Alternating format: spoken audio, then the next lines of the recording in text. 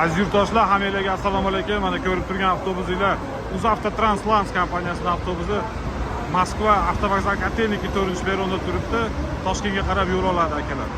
Pasatka jarayonlari bo'lyapti. Akalar, kimda kim shunaqa avtobusni ketish istagida bo'lsa, ekrandagi ko'rib turgan nomeringlarga murojaat qilinglar. Barcha batafsil ma'lumotlarni olasizlar.